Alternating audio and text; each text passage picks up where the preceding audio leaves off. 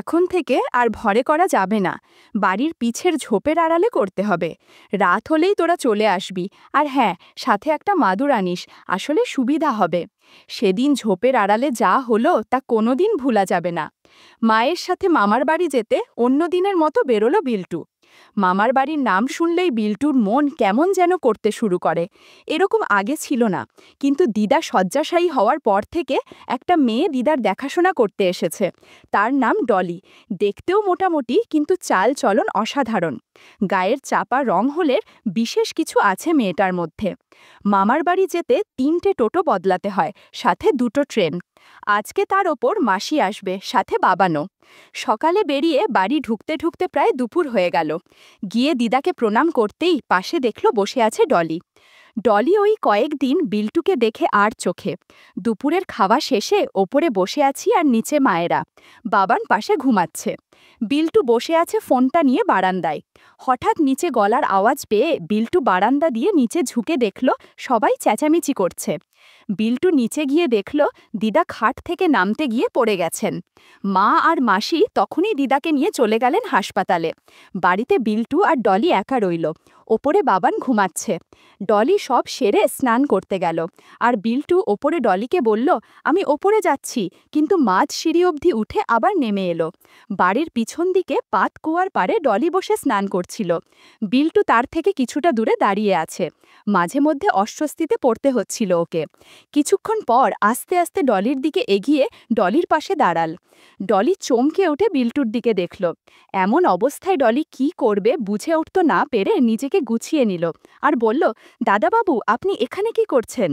বিল্টু বলল, বেশি চেয়ামেচি করিস না বুঝলি, এখানে এসে চুপচাপ বসে পড়। বিল্টুর কথা শুনে ডলি এসে বসল। বিল্টু বলল, আমি যা বলবো তুই তাই করবি। কোনো উপায় না পেয়ে ডলি বিল্টুর কথা মেনে নিল। বন্ধুরা, ইউটিউবের কড়া নিয়মের কারণে এসব ঘটনা সরাসরি বলা যাচ্ছে না। তোমরা কমেন্টে দেয়া লিঙ্ক থেকে আমার ওয়েবসাইট ভিজিট করো। সেখানে একদম মনের মতো গল্প দেয়া আছে, যেগুলো ইউটিউবে পাওয়া যায় না। বেশ কিছুক্ষণ গল্প করে বিল্টু ক্লান্ত হয়ে পড়ল। বিল্টু ডলিকে বলল, কাউকে বলবি না, আজ থেকে যখন মনে হবে তখন গল্প করতে আসব। কি মনে থাকবে তো?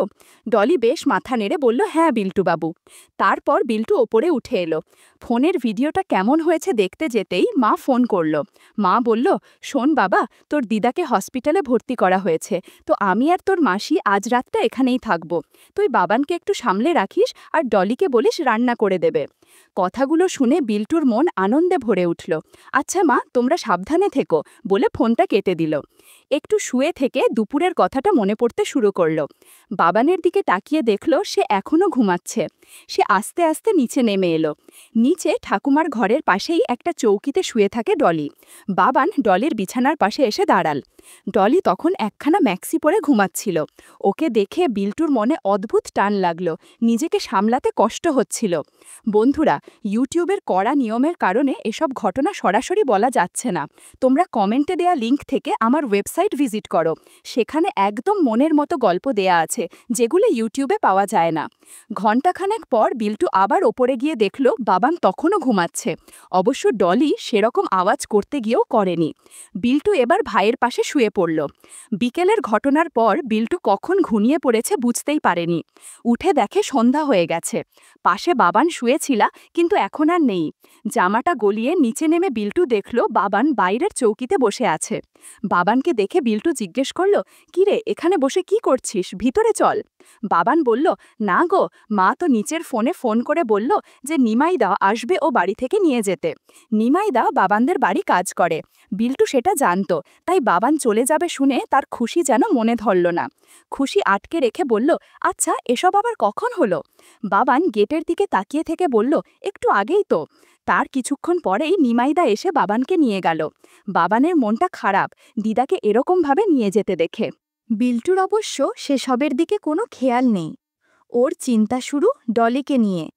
বাবান চলে যেতেই সে ভালো করে সদরের দরজাটা আটকিয়ে এলো। তারপর রান্নাঘরে উঁকি দিতেই দেখল ডলি দাঁড়িয়ে রান্না করছে। তার দিকে পিছন ফিরে থাকায় ডলি দেখতে পেল না বিল্টু কখন তার পিছনে এসে দাঁড়িয়েছে। বিল্টুর উপস্থিতি বুঝতে পেরে ডলি একটু চমকে উঠল। তারপর আস্তে আস্তে বলে উঠল, বাইরে ছোড়দাবাবু আছে, দেখলে সমস্যা হয়ে যাবে। বিল্টু বলল, কেউ নেই গো, আজকে শুধু তুমি আর আমি।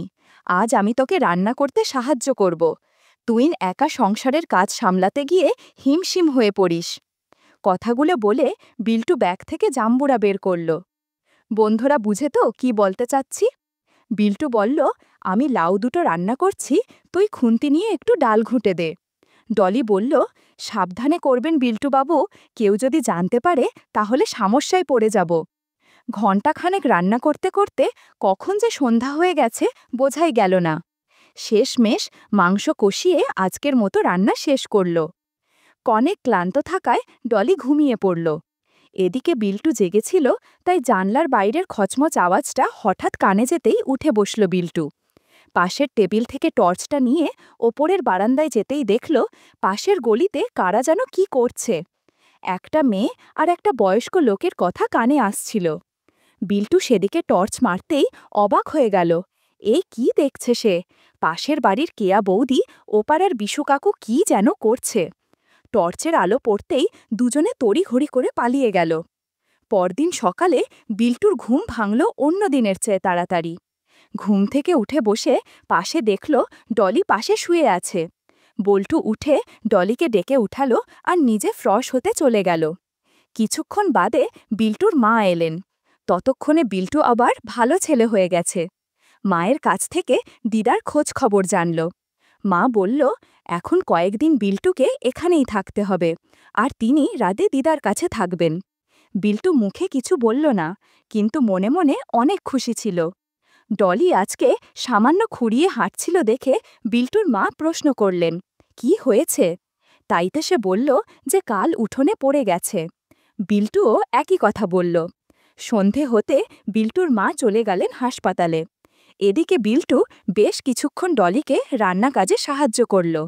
দিয়ে বেশ কয়েকবার রান্না করার কারণে ডলি আর পেরে উঠছিল না।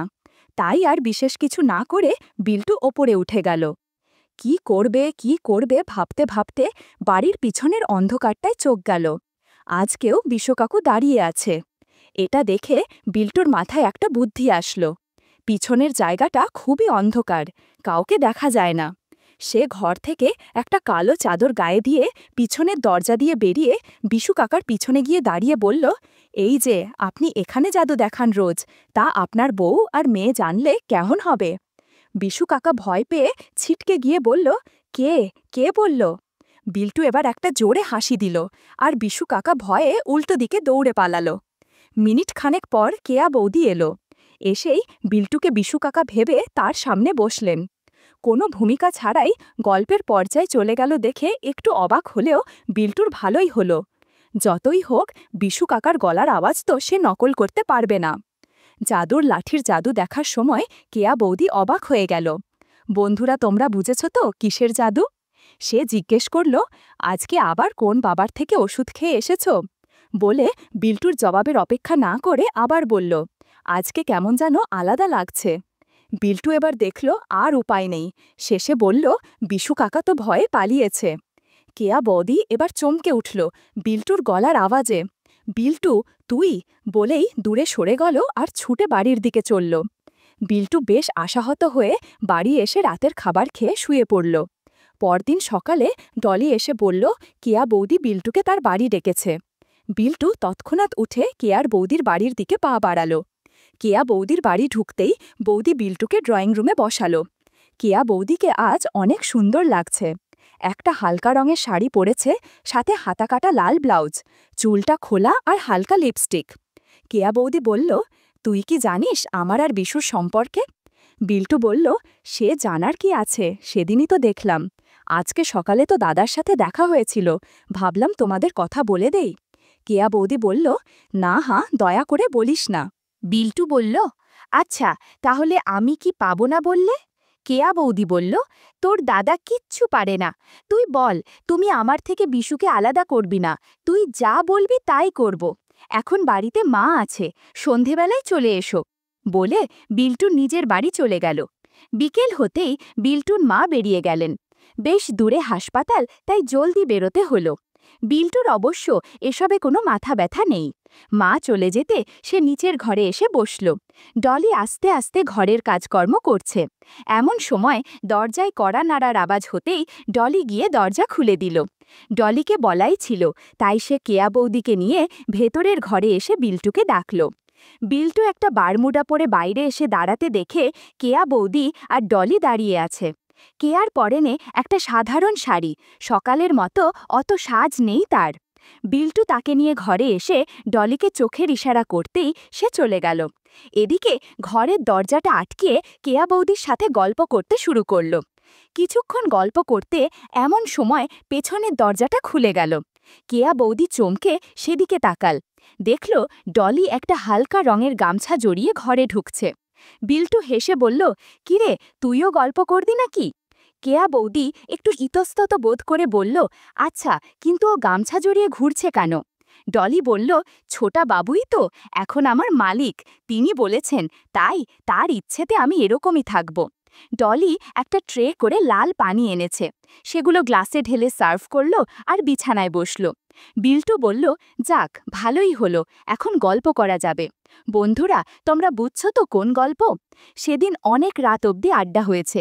তিনজন অনেক ক্লান্ত থাকায় কে কখন ঘুমিয়েছিল মনে নেই কারোর। হঠাৎ বিল্টুর ঘুম ভাঙল ডলির ডাকে। উঠে দেখে বেশ রাত হয়ে গেছে। সে পাশে ফিরে কেয়া বৌদিকে দেখে চমকে গেল আর ডলিকে জিজ্ঞেস করল, কিরে, কেয়া বৌদি এখনো এখানে কি করছে? ডলি বলল, ডেকেছিলাম দাদাবাবু।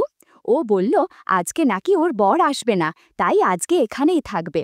বিল্টু বলল, ঠিক আছে, তুই যা, আমার জন্য এক কাপ চা বানা কড়া করে। ডলি বাইরে যেতেই ঘরের ভেতরে একটা অদ্ভুত নীরবতা নেমে এলো। কেয়া বৌদি আস্তে আস্তে পাশ ফিরে শুয়েছিল। চোখ বুঝে থাকলেও বোঝে যাচ্ছিল সে ঘুমোচ্ছে না। ওর সিঁথির সিঁদুর যেন ঝাঁকসা হয়ে গেছে, চুলগুলো খোলা হয়ে পড়েছে। এত কাছ থেকে ওকে দেখার সুযোগ আগে কখনো হয়নি বিল্টুর। কেমন যেন অদ্ভুত অনুভূতি হচ্ছিল। ঠিক তখনই ডলি ফিরে এলো, হাতে ধোঁয়া ওঠা চায়ের কাপ নিয়ে। ওর গামছার ভেজা প্রান্তটা হাঁটুতে ঠেকতে থাকায় একটা অদ্ভুত দৃশ্য তৈরি হচ্ছিল। ডলি কাপটা বিল্টুর হাতে দিয়ে বলল, চা খেয়ে নাও দাদাবাবু, অনেক রাত হলো। বিল্টু এক চুমুক দিতেই চোখ কেয়া বৌদির দিকে চলে গেল। কেয়া এবার চোখ মেরে তাকালো বিল্টুর দিকে। ওর চোখে যেন এক অদ্ভুত মায়া আর অস্বস্তির মিশ্রণ। ডলি হঠাৎই আবার মজা করে বলে উঠল, আজকে তো বৌদি এখানেই থাকছে, তাহলে গল্প তো আরও জমবে। বিল্টু একটু হেসে চুপ করে গেল, কিন্তু ভেতরে ভেতরে তার কৌতূহল আর অস্থিরতা বেড়েই চলল। চায়ের কাপ নামিয়ে রেখে সে উঠে দাঁড়াল। ঘরের ভেতরটা অন্ধকার, শুধু টিম টিম করে একটা ছোট্ট ল্যাম্প জ্বলছে। সেই আলোয় তিনজনের ছায়া মিশে যাচ্ছে একে অপরের সঙ্গে। ডলি এসে হঠাৎই কেয়া বৌদির পাশে বসল। গামছাটা ঠিক করতে করতে বলল, বৌদি, ভয়ের কিছু নাই, ছোটাবাবু আছেন তো? কেয়া বৌদি আস্তে হেসে বলল, তোর এই সাহসী কথাগুলোই আমার ভরসা। ঘরের বাতাস ভারী হয়ে উঠছিল। বাইরের রাতটা যেন থেমে গেছে। ঘরের ভেতরে নীরবতা নেমে এসেছিল। বিল্টুর মনে হচ্ছিল এই মুহূর্তটা চিরদিন মনে থাকবে। ডলির দুষ্টু হাসি, কেয়া বৌদির মায়াবী দৃষ্টি আর তার নিজের অদ্ভুত অস্থিরতা একসাথে মিশে যেন এক নতুন গল্প শুরু করেছে। এভাবেই কখন রাত পেরিয়ে গেল বোঝা গেল না। ভোরের আলো ফোটার আগেই কেয়া বৌদি উঠে পড়ল। ও আস্তে শাড়ি ঠিক করল, কিন্তু মুখে এক অজানা আলোর ঝিলিক। যাওয়ার সময় বিল্টুর দিকে একবার তাকিয়ে রইল। সেই দৃষ্টিকে যেন অজানা প্রতিশ্রুতি লুকিয়েছিল। ডলি দরজা পর্যন্ত এগিয়ে দিয়ে আবার ভেতরে ফিরে এসে হাসতে হাসতে বলল, দাদাবাবু, এখন থেকে তো আসা যাওয়া বাড়বে। বিল্টু চুপ করে বসে রইল।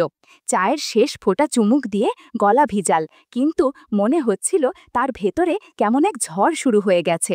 সকালে হঠাৎই দরজায় কড়া পড়ল। ডলি ছুটে গিয়ে দরজা খুলতেই দেখা গেল একটা ট্যাক্সি এসে দাঁড়িয়েছে। ভেতর থেকে নামলেন একজন মহিলা। গায়ে সাদামাটা প্রিন্টের শাড়ি, হাতে বড় ব্যাগ, চোখে টানা টানা ক্লান্তি। ডলি চিনতে একটু সময় নিল, তারপর বলল, অরে, জবা দিদি। জবা দিদি হলেন বিল্টুর দূর সম্পর্কের খালাপিসির আত্মীয়া। মাঝে মাঝেই বাড়িতে আসতেন, তবে এতদিন পর হঠাৎ করে আসবেন সেটা কেউ ভাবেনি।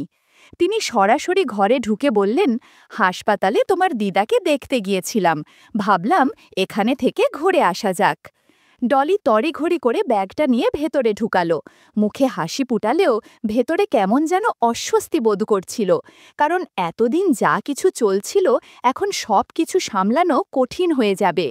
বিল্টু তখন সবে উঠেছে, গায়ে হালকা বারমুডা, চুল এলোমেলো। জবা দিদিকে দেখে একটু অপ্রস্তুত হয়ে গেল। কেয়া বৌদি তখনও ভেতরে বসেছিল, দরজার ফাঁক দিয়ে সব দেখতে পেয়ে ওর বুক ধকধক করতে লাগলো। এখন যদি কিছু ধরা পড়ে যায়। জবা দিদি ঘরে ঢুকতেই দেখে সারা ঘর এলোমেলো, মেঝেতে শাড়ি, ব্লাউজ, পেটিকোট আরও কত কি এদিক সেদিকে পড়ে আছে। একটু পর লক্ষ্য করল বিছানায় শ্যাম্পু পড়ে আছে। জবা দিদি বলল, ঘরের এই অবস্থা কেন? কেউ কোনো উত্তর দিল না। সবাই টেনশনে পড়ে গেল, কি বলবে না বলবে। জবা দিদি আবার বলল, বুঝেছি, বাড়িতে কেউ নেই বলে অগোছালো হয়ে আছে। সেদিন কোনো মতে সময় কেটে গেল। রাত হতেই ডলি আর কেয়া বৌদির মন হতাশ হয়ে পড়ল, কেননা জবা দিদির কারণে এখন আর কিছুই করা যাবে না। বিল্টু বলল, এসব নিয়ে ভাবতে হবে না, জবা দিদি ঘুমিয়ে পড়লে আমরা ঘরের পিছের ঝোপের আড়ালে চলে যাব, সেখানে বসে গল্প করা যাবে। এমন কথা তেমন কাজ। জবা দিদি ঘুমানোর পর তিনজন ঝোপের আড়ালে চলে গেল। খোলা আকাশের নিচে অনেক সময় কাটল। পোকামাকড়ের শব্দ আর ব্যাঙের ডাকে কেউ কিছু টের পেল না। বেশ ভালোই চলছিল তাদের দিনকাল।